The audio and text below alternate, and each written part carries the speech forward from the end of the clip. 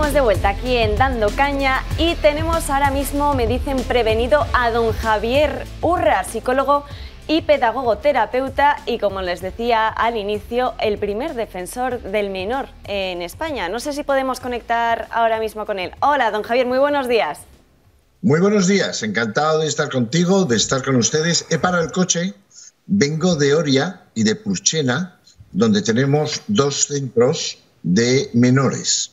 Algunos que han cometido delitos y por tanto tienen sentencia judicial. Bueno, y he estado con los chavales, unos son de España, otros son argelinos, otros son marroquíes, y ahí se intenta cambiar sus conductas y se les enseña también a trabajar y a reinsertarse en la sociedad. O sea que ese ha sido el viaje de ayer a Purchena y Oria y hoy vuelvo por Murcia hacia Madrid. Bueno, ya me han comentado que es un milagro que nos puedas atender unos minutitos en nuestro programa. Encantado, como siempre, encantado. Ahora sí que tenemos dos navarros en la mesa. Ahora sí. No presentes directamente en la mesa, pero sí. Oye, ya condimos muchos, ¿verdad, Javier? Condimos muchos los navarros, O sea que, muy bien. Bueno, don Javier, no queremos hacerle perder tiempo. Queríamos hablar con usted de ese dato tan alarmante de los suicidios, ¿no? En un año solo 4.000 personas se han suicidado y lo peor, bueno, acabamos de perder la conexión. Lo vamos a retomar. Bueno, sí. Te tenemos aquí. Sí, Has vuelto. disculpen. Como decíamos, el suicidio es la principal causa de muerte en los menores de 30 años. No sé cómo llegan estos datos a la sociedad y además un tema que es muy complicado hablar de ello en los medios de comunicación por la alarma social que puede generar. Bueno, dos cosas.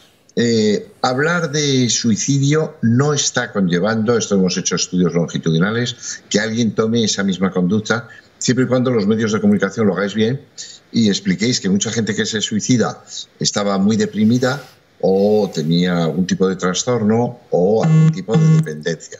Por lo tanto, es verdad que hoy mueren en España 3 personas por suicidio, comparado por cada una que muere en accidente de tráfico. Esto es un problema. Quizá le estamos pidiendo a la vida más de la que la vida puede dar. Quizás la sociedad, y desde niños, está profundamente ansiosa, angustiosa, estresada, por eso pide tanta terapia, por eso hace tanto usos de psicofármacos. Y quizá la educación tiene que estar más en contacto, y ahora estamos en agosto, con la naturaleza, las tertulias con los amigos, una buena lectura, una buena escuchar música, un saber que bueno, la vida no es justa y no intentar solo en las pantallas dar una imagen de uno mismo que no se compadezca con la realidad. Somos como somos, vulnerables, encantadores, con problemas, seres humanos. Hay muchos expertos que incluso se atreven a decir que después del confinamiento ilegal, de que estábamos todos los ciudadanos encerrados en nuestras casas, el 128% de los menores llegaron a tener conductas suicidas. No sé hasta qué punto interfieren, las redes sociales en toda esta cuestión. Bueno, dos cosas. El confinamiento nos ha machacado, el COVID nos ha demostrado que somos vulnerables. Las redes sociales son muy exigentes porque es aquí y ahora y los jóvenes pues quieren marcar ese personaje que no siempre se compadece con la realidad. Creo de todas formas que los trastornos que teníamos, obsesivo-compulsivos, trastornos de la alimentación, trastornos del espectro autista, pensamientos inusitados y extraños, ya los teníamos anteriores al confinamiento y al COVID. Pero es verdad que el COVID y el confinamiento ha generado mucho dolor, mucho sufrimiento en personas que tenían consumos de alcohol u otras drogas, en personas ludópatas. Y los jóvenes parecía que lo llevaban bien porque se conectaban con las nuevas tecnologías, pero hemos visto después, sí, que en un 20, un 25% los problemas en las clínicas, los psiquiatras infantiles, los psicólogos clínicos, estamos tratando a más chicos con fobias, con miedos, con ansiedades y con algo que me preocupa sobremanera. Jóvenes que no tienen mucha ilusión por vivir, que no le encuentran una razón a la vida y eso sí que es realmente preocupante. Creo que don Julio Ariza tiene una pregunta para usted. Don Javier, buenas tardes otra vez.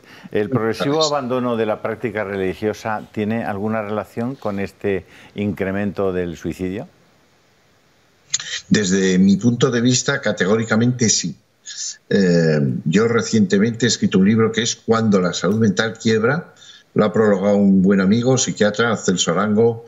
Lo ha epilogado otro buen compañero mío de la Academia de Psicología, Paco Labrador. Pero el libro anterior que yo he escrito es El ser humano es un ser espiritual. No entro ya en la religiosidad, sino en la espiritualidad. El ser humano tiene lenguaje, tiene capacidad para sonreír, para llorar, para perdonar, para anticipar. El ser humano tiene sus complejidades, sus miedos, pero el ser humano tiene que tener una razón para vivir. Y el ser humano, cuando mira las estrellas, capta algo, no sabe explicar bien. Y esto es muy importante. El ser humano tiene un sentimiento profundo de espiritualidad, de generosidad, de altruismo, de dar una razón de ser para la vida. Cuando eso se cercena, encontramos a gente que quiere el placer por el placer, que confunde el sexo con el amor, que confunde los consumos de drogas con una vida sana y natural. Y claro, todo eso hace que a veces la persona choque con la realidad de la vida y se quiebre. Estamos haciendo a jóvenes que son como el cristal, duros pero frágiles. Y tenemos que hacer lo contrario, ser resilientes, acostumbrarnos a hacer las cosas bien, a volcarnos más en los demás, a no pensar tanto en mí, me, conmigo. Por lo tanto, a su pregunta, no es lo mismo creer que hay un más allá que no creerlo. Y en el supuesto de que no se crea, que no se tenga fe religiosa, bueno, será, desde luego, llenar la vida de contenido moral, ético. Pero dicho eso, mucha gente no sabe que es religiosa. Bueno, estamos viendo ahora el encuentro de jóvenes con el Papa en Lisboa. Es decir, también hay como una tendencia a decir que no hay casi religiosidad. No, el ser humano en el mundo es muy religioso. Quizás en Occidente y en países como España cueste decir que se es tan religioso como realmente se es.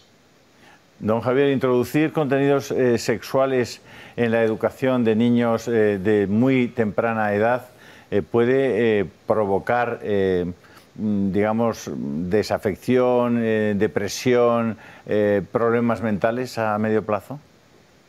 Bueno, yo creo que el ser humano es una especie en evolución y igual que no se le da a un niño un entrecot, se le da papillas, primero se le da pecho, luego se le da papillas, luego, bueno, todo tiene su edad.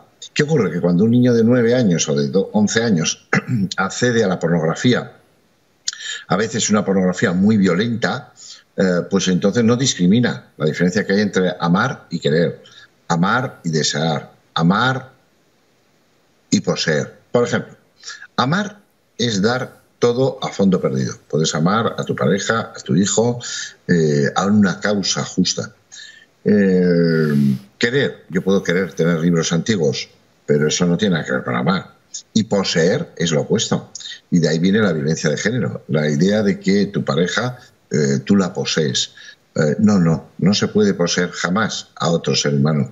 Por lo tanto, la sexualidad, que es algo natural, tiene que unirse a lo que es el sentimiento de cariño, de respeto, de hacer feliz al otro, y no solo una búsqueda instintiva del placer. Me preocupan las violaciones en grupos de algunos jóvenes, que nos demuestra escasa responsabilidad individual y fallas en la educación, tanto en el hogar como en la escuela como en el entorno.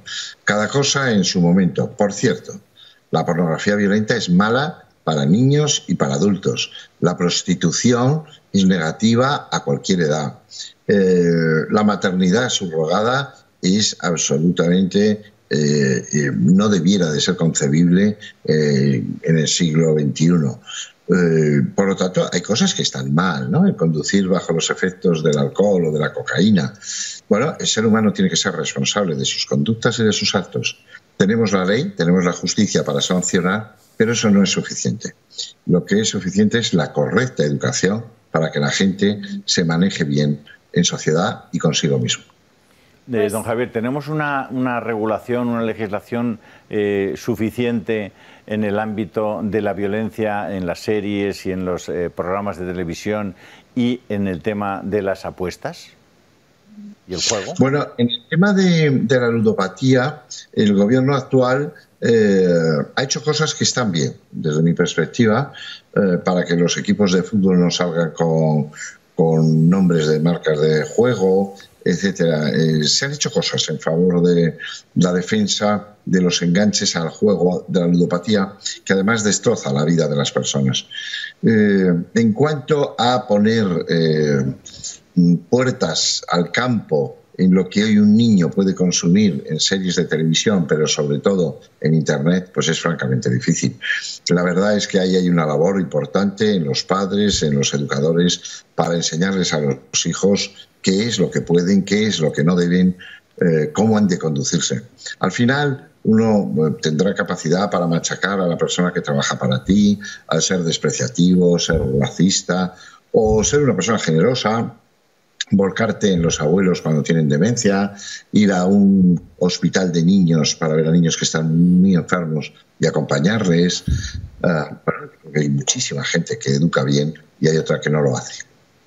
Pues don Javier Urra, no queremos robarte más tiempo, que sabemos que es muy limitado. Muchísimas gracias por atendernos esta mañana en Dando Caña. Gracias a vosotros. No se roba el tiempo, se comparte. Y los medios de comunicación siempre habéis sido muy generosos, como por ejemplo con la institución mía del Defensor del Menor. O sea que sigáis haciendo una muy buena labor. Muy buen día. Muchísimas gracias, don Javier. Un abrazo.